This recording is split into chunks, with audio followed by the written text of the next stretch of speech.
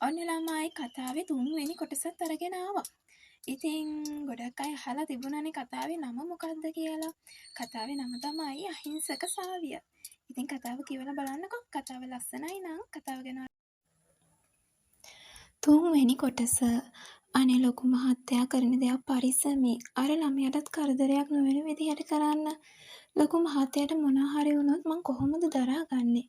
ගිය සැරේත් අබි මහත්තයා හිටපු නිසා හොඳයි. නැත්තම් මේ නාකේ මම මොනවා කියලා කරන්නද? අබි මහත්තයා නම් ලොකු මහත්තයාගේ යාළුවෙක් නෙවෙයි. ගිය ආත්මෙක ලොකු මහත්තයාගේම සහෝදරයෙක්ද කොහෙද? ලොකු මහත්තයාගේ කැතකුණු පවා අත ගෑවනේ. ඔව් සුසිලා අම්මේ. අබි කරපු උදව්වට ණය මට මේ ආත්මෙදි ගෙවලා ඉවර කරන්නත් බැරි වෙයි. මගේ සුසිලා අම්මත් ඒ වගේ. මගේ අම්මා මාව දාලා ගියාට සුසිලා අම්මා කවදාවත්ම මාව දාලා ගියේ නෑනේ. සුසිලා අම්මටත් ගොඩක් පිං. ඒ වයසක දෑත් අතටගෙන ඒ මතින් දෙතොල් තද කරේ අසීමාන්තික ආදරයෙන් කියලා දොර රෙද්දට මුවා වෙලා බලන් හිටපු කෙල්ලට හොඳටම තේරුනේ ඒ ඇස්වල පිරීලා තියෙන කඳුළු නිසායි. ඊයේ රෑ මඩමේදී කෙල්ලට ඔහුව පෙනුනේ ඒව පිළිගන්නට එන රාක්ෂයෙක් වගේ. ඒත් ඔහු රාක්ෂයෙක් නොව ගොඩක් සංවේදී හදවතක් තියෙන මනුස්සයෙක් කියලා මේ පුංචි වෙලාවට කෙල්ලට හිතුනේ. කෙසේ නමුත් මිනිස්සු විවිධාකාරයි. දවස් දෙකක් ආශ්‍රය කරලා බලලා මිනිස්සු කවුද කියලා අඳුරගන්න කාටවත්ම බෑ.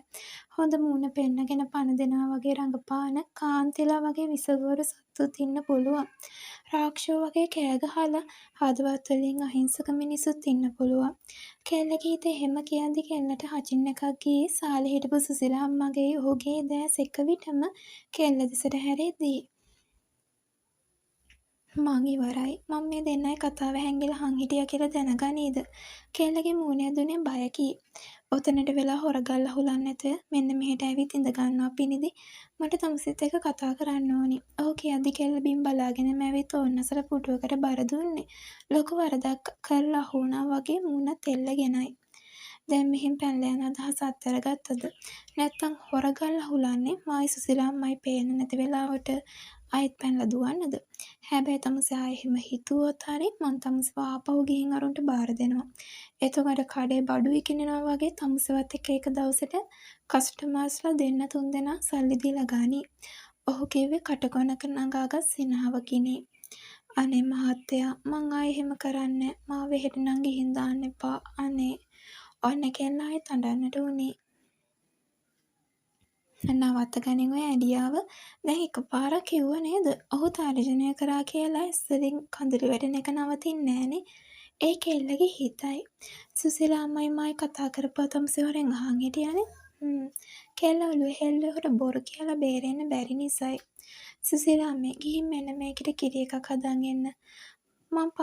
මං පෙති පාන් එකක් ගෙනාවා සෑන්විච් හදන්න.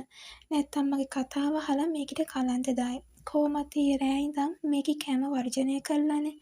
ඔහු සුසිලාව කුස්සියට පිටත් කරා. කෙල්ල හිතුව තරම් සුසිලා අම්මා කියන්නේ නරක කෙනෙක් නෙවෙයි.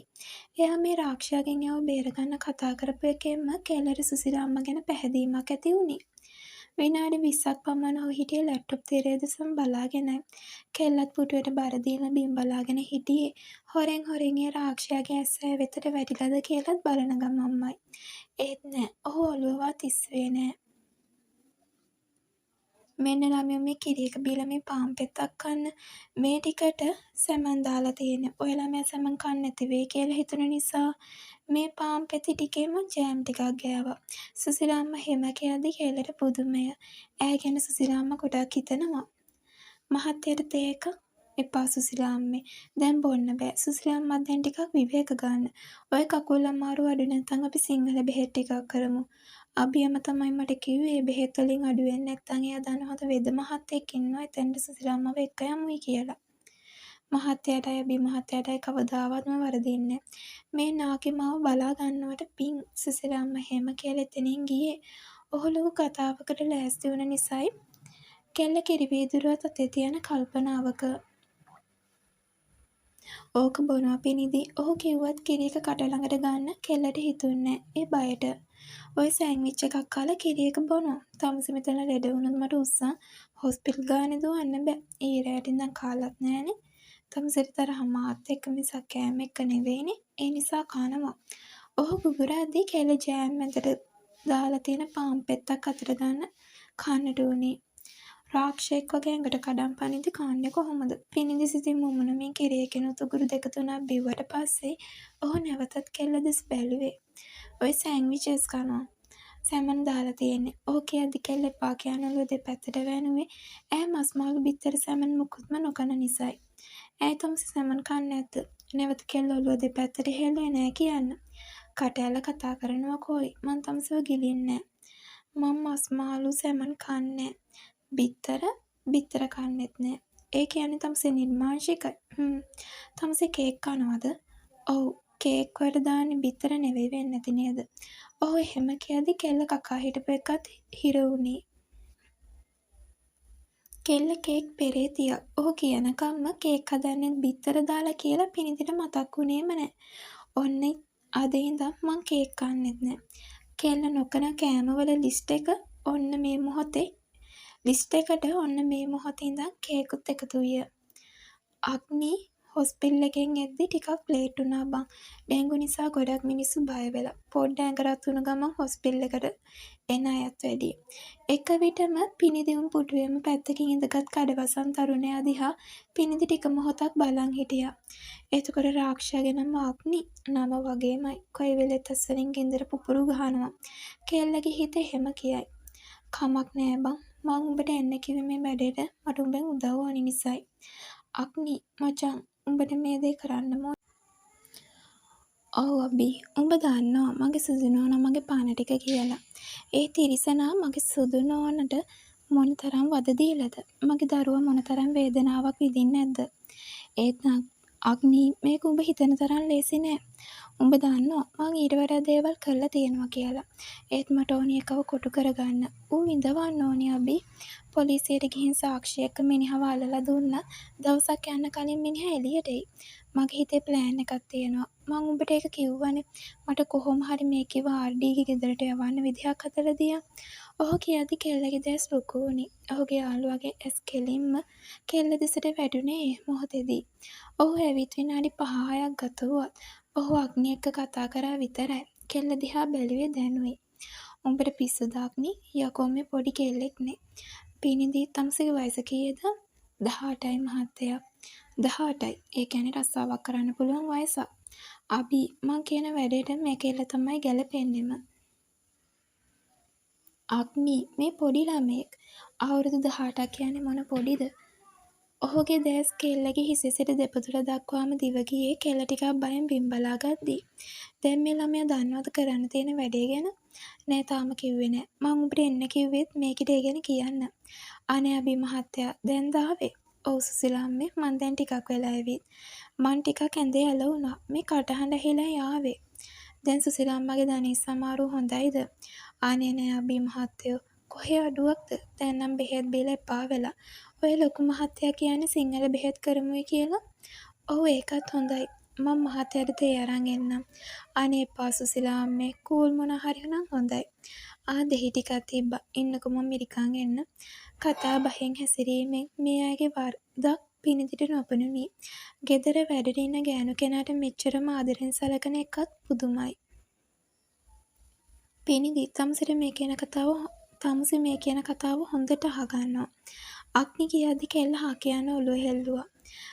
මම අග්නි පෙතා ප්‍රණසිංහ. ඔහු කතාව පටන් ගත්තා. මං කෙල්ලෙක්ට පණ වගේ ආදරය කරා. ඒ මගේ සුදු නෝනා. අම්මා තාත්තා නැති මට හිටියේ සුසිලා අම්මා විතරයි. ඉතින් මගේ සුදු නෝනා ඒ කියන්නේ හිමාෂා එකනායකව මට හම්බුනට පස්සේ මං ජීවත් වෙනවා කියන හැඟීම මට දැනුනේ. ඒ තරම්ම අපේ ආදරේ සුන්දරයි. ඒත් අපිට හතුරෙක් හිටියා. ඒ ආර්.ඩී.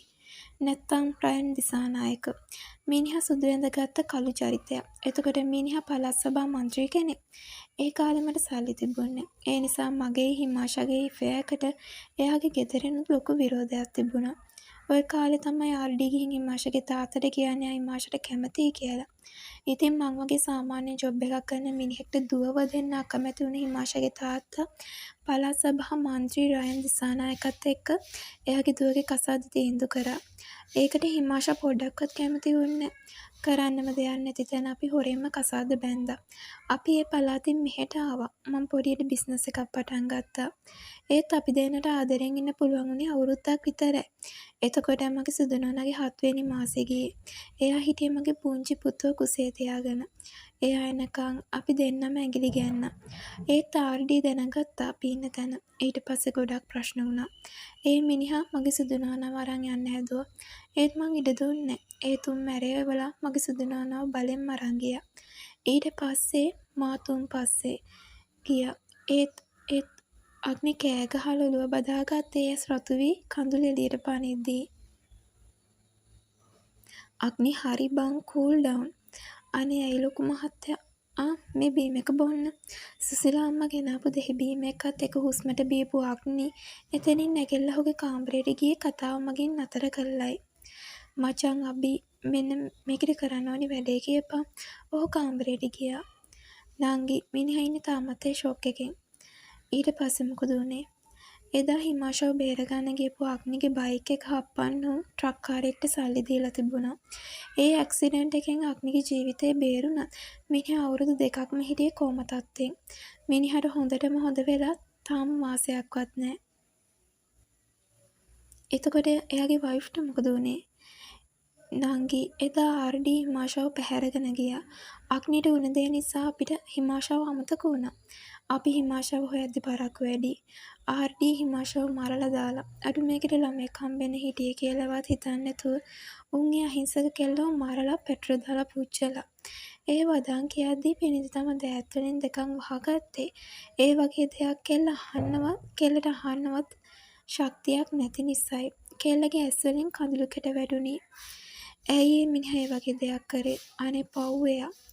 ඒ මිනිහට හිමාෂව අයිති වුණේ කියන තරහට. ඊට පස්සේ ඉඳන් මිනිහා ආගියත් අග්නේ. ඒත් අග්නිට සනීප වෙලා මාසයක් යන්නත් කලින් අග්නි මිනිහා ඉන්න තැන හොයාගත්තා. දැන් ඒ මිනිහා කසාද බැඳලා අවුරුදු 2ක ළමයෙකුත් ඉන්නවා. ආරංචි වුණ විදිහට මොකක් හරි ප්‍රශ්නයක් නිසා ගෑණි ඉන්නේ රට.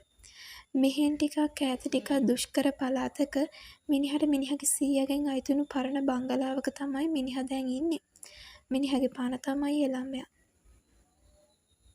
ඇයි පොලිසියට කිව්වේ නැත්තේ? පිනිදි අපේ ප්‍රශ්නෙට අපි උත්තර දුන්නේ. තමුසෙට ඒ දේවල් වැඩක් නෑ පිනිදි. තමුසෙ මට මේ මිනිමරුවන්ගෙන් පලි ගන්න උදව් කරනවද? මම මොකද කරන්න ඕනි? අයියෝ අග්නි ඔහම ඇඟට කඩන් පැනලා මේ කෙල්ල තවත් බය වෙනවා. මේ නංගි දැනට ඔයාලට කරන්න තියෙන්නේ ආර්.ඩීගේ ළමයව බලාගන්න එක. අනික මේකෙන් ඔයාලට කිසිම ප්‍රශ්නයක් වෙන්නේ නෑ. අභි එහෙම කියද්දි කෙල්ල බැලුවේ අග්නි දිහා. ඔහු නම් හිටියේ තාමත් පුපුර. හරි මං කැමති. මොකද මන්ද හේතුවක් නිසා පිනිදි එහෙම කියද්දි අග්නි කෙල්ල දිහා බැලුවේ පුදුමයෙන්. අනේ ළමයි අද දිග කොටසක් දෙන්නම් කිව්වට ටයිප් කරගන්න බැරි වුණා. ඉතින් පොඩි කොටසක් අරන් ආවේ. මොකද මේ දවස් ටිකේ වැඩ ටිකක් වැඩි. ඊයේත් කතාව ටයිප් කරගන්නම් කියලා හිටියට ඊයේ දවසම කතාව ටයිප් කරගන්න බැරි වුණා. අද දවසෙනුත් වරුවක්ම ඉතින් කතාව ටයිප් කරගන්න බැරි වුණා. ඉතින් ටයිප් කරගත්ත පොඩි කොටස ඔන්න අරගෙන ආවා. ඉතින් තරහ නැතුව කතාව කියවලා කතාව ගැන ඔයාලට හිතන අදහස් කමෙන්ට් කරන් යන්න. ඉතින් මේක මම ටිකක් වෙනස් විදිහකට ලියන කතාවක්. ඉතින් කතාවත් එක්ක දිගටම රැඳිලා ඉන්න. ඔයාලා හැමෝටම ගොඩක් ආදරෙයි.